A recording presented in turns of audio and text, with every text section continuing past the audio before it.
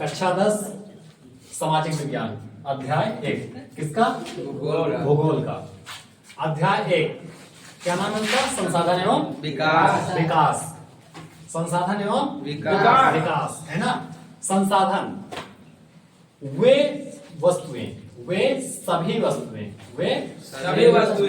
वस्तुएं जो मनुष्य की आवश्यकता की पूर्ति करती हैं, मनुष्य की आवश्यकता की पूर्ति करती हैं। जैसे टेबल, फैन, पंखा है ना, या फिर कुर्सी, कुछ भी हो जाए, वो सभी चीजें क्या हैं? संसाधन है। क्यों? क्योंकि वे हमारी आवश्यकताओं की पूर्ति करती हैं, है ना।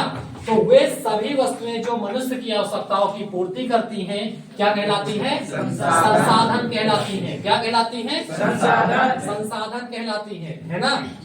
जैसे पानी, मृदा, पेड़ पौधे आदि। पानी, मृदा, पेड़ पौधे आदि। अब संसाधन है तो उन्हें कई भागों में बांटा भी गया होगा। संसाधन है तो उन्हें कई भागों में बांटा भी गया होगा। तो अब हम पढ़ेंगे आगे संसाधनों का वर्गीकरण। संसाधनों का वर्गीकरण।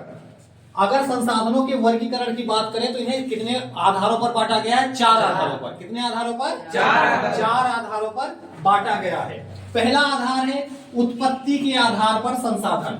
उत्पत्ति के आधार पर संसाधन। दूसरा यानी कैसे वो उत्पन्न हुए हैं, कैसे वे उत्पन्न हुए हैं, उत्पत्ति के आधार पर संसाधन। अगर बात करें हम उत्पत्ति के आधार पर तो संसाधन 2 प्रकार के होते हैं। कितने प्रकार के होते हैं? 2 प्रकार के होते हैं। कितने प्रकार के होते हैं? 2 प्रकार के। पहला है जैव संसाधन। पहला है जैव संसाधन। वे संसाधन जो जीव मंडल से प्राप्त होते हैं। वे संसाधन जो जीव मंडल से प्राप्त होते हैं, चाहे वो पेड़ पौधे हो या जीवित कोई जानवर हो, है ना। वे संसाधन जो जीव मंडल से प्राप्त होते हैं क्या कहलाते हैं? जैव संसाधन कहलाते हैं। क्या कहलाते हैं? जैव संसाधन कहलाते हैं। जैसे मनुष्य भी एक संसाधन है। मनुष्य भी एक संसाधन है। और प्राणी जात, बैल, बकरियां, है ना, घोड़े, ये सब क्या है? जैव संसाधन है। क्या है? जैव संसाधन। और वनस्पति, पेड़ पौधे, जितनी हम सब्जियां बोते हैं, जितने अनाज बोते हैं, वो सारी चीजें क्या हैं? वनस्पति के अंतर्गत आते हैं। वो लोग क्या हैं? जैव संसाधन है। उत्पत्ति के आधार पर जो है दूसरे प्रकार का संसाधन है वो है अजैव संसाधन। क्या है? अजैव संसाधन। वे संसाधन जो निर्जीव वस्तुएं से प्राप्त होते हैं, जैसे पत्थर, धातु आदि। वे सभी संसाधन क्या कहलाते हैं? अजैव संसाधन। क्या कहलाते हैं? अजैव संसाधन। तो उत्पत्ति के आधार पर हमने देख लिया संसाधन कितने प्रकार के होते हैं? 2 प्रकार के होते हैं। ठीक। अब अगला प्रकार है, जो अगला आधार है वो है समाप्यता के आधार पर संसाधन। क्या है? समाप्यता के आधार पर संसाधन। यानी संसाधन कैसे समाप्त होता है, और कोई संसाधन होगा जो एकदम से समाप्त हो जाएगा, फिर उसे दोबारा नहीं बनाया जा सकेगा, और कोई संसाधन होगा जिसे हम पुनः रिसाइकल कर सकते हैं, है ना। तो समाप्यता के आधार पर संसाधनों को कितने भागों में बांटा गया है? 2 भागों में। कितने भागों में? 2 भागों में बांटा गया है। पहला कौन सा है? नवीकरणीय संसाधन। पहला कौन सा है? नवीकरणीय संसाधन। नवीकरणीय संसाधन यानी ऐसे संसाधन जो एक बार प्रयोग कर लेने पर स्वयं पुनः बन जाते हैं या फिर भरित हो जाते हैं। वे संसाधन क्या कहलाते हैं? नवीकरणीय संसाधन कहलाते हैं। क्या कहलाते हैं? नवीकरणीय संसाधन कहलाते हैं। जैसे जल, अगर नदियों में जल बहता है तो क्या वो समाप्त हो गया? उस पर अगर बांध बनाकर बिजली बना ली जाए और उस बिजली का उपयोग घरों में कर लिया जाए तो एक बार पानी का उपयोग हो चुका है ना, तो क्या वो पानी समाप्त हो गया? नहीं, वो फिर से वो वाष्पित होकर कहां जाएगा? आसमान में जाएगा, और बादल बनेगा, और फिर से बरसेगा, और फिर से वो बहकर बिजली बनाएगा। और इनको भरने में ज्यादा टाइम नहीं लगता है। मुश्किल से कुछ घंटे, कुछ महीने ऐसे ये भरित हो सकते हैं, है ना। तो ऐसे संसाधन क्या कहलाते हैं? नवीकरणीय संसाधन। क्या कहलाते हैं? नवीकरणीय संसाधन कहलाते हैं। दूसरा प्रकार है अनवीकरणीय संसाधन। दूसरा प्रकार क्या है? अनवीकरणीय संसाधन। वे संसाधन जो एक बार प्रयोग कर लेने पर पूर्णतः समाप्त हो जाते हैं, पूर्णतः समाप्त हो जाते हैं, और इन्हें बनने में भी कितना लाखों वर्षों का समय लगता है। कितना लगता है? लाखों वर्षों का समय लगता है। तो ऐसे संसाधन क्या कहलाते हैं? अनवीकरणीय संसाधन कहलाते हैं। क्या कैसे कहलाते हैं? अनवीकरणीय संसाधन। जैसे कोयला, पेट्रोलियम, धातुएं आदि। कोयला, पेट्रोलियम, धातुएं आदि कैसे संसाधन है? अनवीकरणीय संसाधन है। कैसे संसाधन है? अनवीकरणीय संसाधन। अब अनवीकरणीय संसाधनों को कुछ को तो रिसाइकल किया जा सकता है, यानी पुनः चक्रीय किया जा सकता है, और कुछ क्या है? अचक्रीय है। पुनः चक्रीय जैसे कि जिनको दोबारा से पिघला उघलाकर या फिर कुछ मेल्ट वेल्ट करके उनको क्या किया जाता है? यूज में लाया जा सकता है। जैसे एक बार लोहा जो है उसको एक जैसे स्टैंड ये बना हुआ है या फिर पंखा बना हुआ है ना, लोहा है, उसको अगर ये टूट जाए तो स्क्रैप में बेच देंगे हम, है ना, और वो स्क्रैप जाएगा यानी कबाड़ जाएगा फैक्ट्रियों में, फिर से उसको पिघलाया जाएगा लोहे को, और फिर से कोई ना कोई चीज नहीं बना ली जाएगी। तो उसको कहते हैं पुनः चक्र। क्या कहते हैं? पुनः चक्रण। पुनः चक्रण। लेकिन जीवाश्मीय ईंधन जो है, जैसे पेट्रोल है, एक बार जला लेने के बाद फिर उसका उपयोग नहीं, और उसको बनने में भी लाखों वर्षों का समय लगता है। तो ऐसा संसाधन क्या कहलाता है? अनवीकरणीय संसाधन। अगला है स्वामित्व के आधार पर संसाधन और विकास के आधार स्तर पर संसाधन। तो इनको हम देखेंगे स्वामित्व के आधार पर संसाधन। हमने दो आधार पर देख लिए थे। कौन कौन से आधार पर? उत्पत्ति के आधार पर संसाधन और समाप्यता के आधार पर संसाधन पीछे देख चुके हैं। अब यहां पर देखेंगे हम स्वामित्व के आधार पर संसाधन, जो तीसरा आधार है वर्गीकरण का। जो तीसरा आधार है वर्गीकरण का, है ना। तो स्वामित्व के आधार पर जो पहला प्रकार होता है वो कौन सा होता है? व्यक्तिगत संसाधन का। कौन सा होता है? व्यक्तिगत संसाधन का।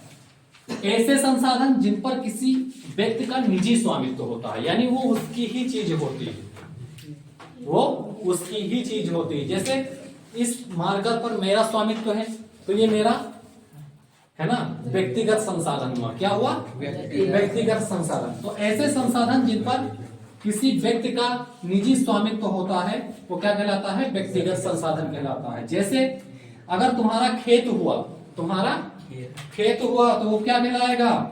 व्यक्तिगत संसाधन। अगर तुम्हारा तालाब हुआ तो क्या कहलाएगा? व्यक्तिगत संसाधन।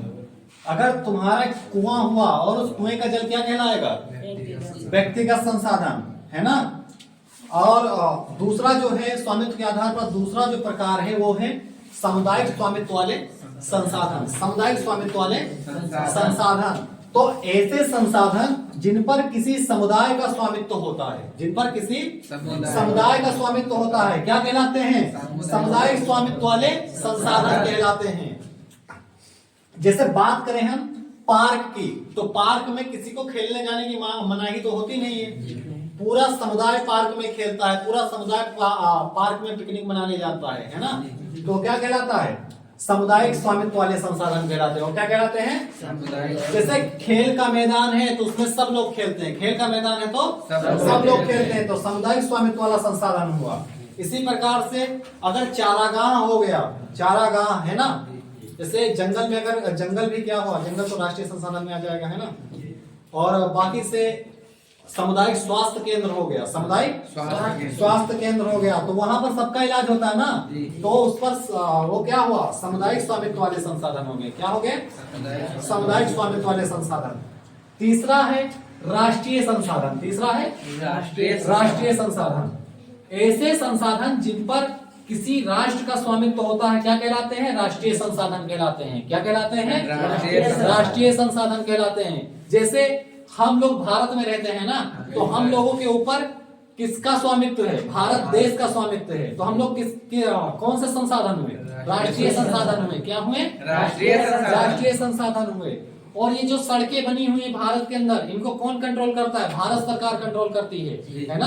तो ये क्या हुए? राष्ट्रीय संसाधन हो गए। ये भारतीय राष्ट्र की संपत्ति है। तो क्या कहलाए? राष्ट्रीय संसाधन। अगला है, इसमें जो आते हैं जैसे कि सड़कें, नहरें, रेलवे लाइन आदि। और ये भी जान लो कि तट से, समुद्री तट से 12 समुद्री मील तक जो समुद्री क्षेत्र होता है वो भी राष्ट्रीय संसाधन के अंतर्गत आता है। और अगला जो प्रकार है वो है अंतरराष्ट्रीय संसाधन का। किसका? अंतरराष्ट्रीय संसाधन का। ऐसे संसाधन जिन पर किसी देश का स्वामित्व ना होकर दुनिया में जितने भी देश हैं सबका स्वामित्व होता है, वो क्या कहलाता है? अंतरराष्ट्रीय संसाधन कहलाते हैं। जैसे अंतरिक्ष के बाद जितने भी ग्रह हैं, अगर उस पर कुछ मिलता है तो वो किसी भी देश की संपत्ति नहीं होगी, वो क्या कहलाएगा? अंतरराष्ट्रीय संसाधन। क्या कहलाएगा? क्या कहलाएगा? अंतरराष्ट्रीय संसाधन। और महासागर में अगर कोई चीज मिलती है, जैसे 5 महासागर है ना बड़े बड़े, तो अगर हम समुद्र तट से 12 मील तक जो है क्षेत्र छोड़ दे किसी भी देश का, तो बाकी जो समुद्र बचेगा वो क्या कहलाएगा? अंतरराष्ट्रीय संसाधन कहलाएगा। क्या कहलाएगा? क्या कहलाएगा? अंतरराष्ट्रीय संसाधन। अंतरराष्ट्रीय संसाधन कहलाएगा। तो अब ये देखो, तुम्हारे स्वामित्व के आधार पर संसाधन के 4 प्रकार होते हैं जिनको हमने बता दिया। हमने स्वामित्व के आधार पर संसाधन देख लिए थे। अब अगला है विकास के स्तर पर संसाधन। विकास के स्तर पर यानी कौन सा संसाधन विकसित हो चुका है, कौन सा प्रयोग में लाया जा रहा है और कौन सा नहीं लाया जा रहा है, उसके आधार पर भी संसाधनों का वर्गीकरण किया गया है ना। तो विकास के स्तर पर जो संसाधन है उसका पहला वर्गीकरण जो है संभावी संसाधन। क्या है? संभावी संसाधन। जो संभावी संसाधन में वे संसाधन आते हैं जो कि किसी प्रदेश में विद्यमान है, जो कि किसी प्रदेश में विद्यमान है। जैसे बात करें राजस्थान में, तो राजस्थान में जानते हो रेगिस्तान है, और रेगिस्तान में सोलर पैनल लगाकर बिजली बनाई जा सकती है। लेकिन किसी कारणवश, जैसे कि पैसे की कमी के कारण, गवर्नमेंट जो वहां है सोलर पावर प्लांट नहीं लगा रही है, सोलर पावर प्लांट नहीं लगा रही है ना। और पवन चक्कियां लगाकर भी बिजली बनाई जा सकती है, लेकिन गवर्नमेंट जो है पैसे के अभाव के कारण या कुछ तकनीकी अभाव के कारण क्या है, वहां पर ये सारी चीजें नहीं करवा पा रही है। लेकिन वहां पर धूप और हवा विद्यमान है, धूप और हवा विद्यमान है, लेकिन उनका उपयोग नहीं किया जा रहा।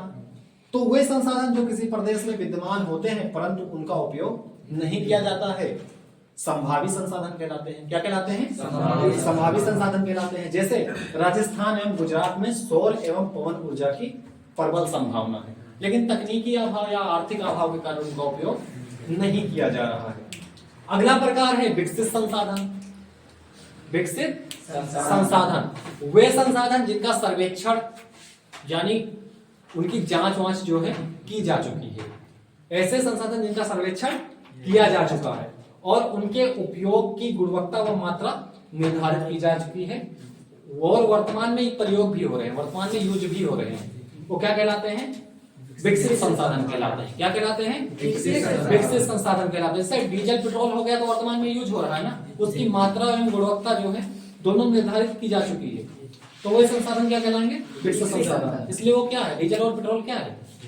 विकसित संसाधन है। अगला है तुम्हारा भंडार। अगला है भंडार। पर्यावरण में उपस्थित वे पदार्थ जो मानव की आवश्यकता की पूर्ति करने में सक्षम है परंतु तकनीक के अभाव के कारण उनका उपयोग संभव नहीं है। क्या कहलाते हैं? भंडार कहलाते हैं। जैसे अगर हम बात करें तो हाइड्रोजन जल को तोड़ेंगे तो हाइड्रोजन और ऑक्सीजन मिलेगी, दोनों मिलेंगे ना। लेकिन अभी ऐसी टेक्नोलॉजी बनी नहीं जिससे सस्ते में हाइड्रोजन और पानी से ऑक्सीजन को अलग किया जा सके, इसलिए वो है तो बहुत भारी मात्रा में विद्यमान है, लेकिन उनका उपयोग तकनीकी अभाव के कारण नहीं किया जा रहा है। इसलिए उनको किसकी श्रेणी में रखा जाता है? भंडार की श्रेणी में सम्मिलित किया जाता है। और थोरियम भी, जैसे भारत के पास थोरियम के बहुत बड़े बड़े भंडार हैं, लेकिन भारत के पास उसे यूज करने की टेक्नोलॉजी या तकनीक नहीं है, इसलिए उसको किस श्रेणी में रखा गया? भंडार। अगला है संचित कोष। अगला है संचित कोष। यह एक प्रकार से भंडार ही होते हैं, एक प्रकार से भंडार ही होते हैं, परंतु वर्तमान में तकनीक से और इन्हें क्या है, वर्तमान की तकनीक से प्रयोग में लाया भी जा सकता है, वर्तमान में तकनीक से प्रयोग में लाया भी जा सकता है, लेकिन इनको भी हाथ नहीं लगाया गया है, इसलिए इनको किसकी श्रेणी में रखा गया? संचित कोष कहलाते हैं। जैसे जल, वन आदि, जैसे भारत में वन बहुत हैं, लेकिन और इन्हें काट कर कागज वगैरह बनाया जा सकता है, लेकिन इनको भंडार के तौर पर रखा गया, इसलिए इनको क्या कहा जाता है? संचित कोष तो यहां पर तुम्हारा संसाधनों का वर्गीकरण समाप्त होता है ना? समझ में आया सबके? जी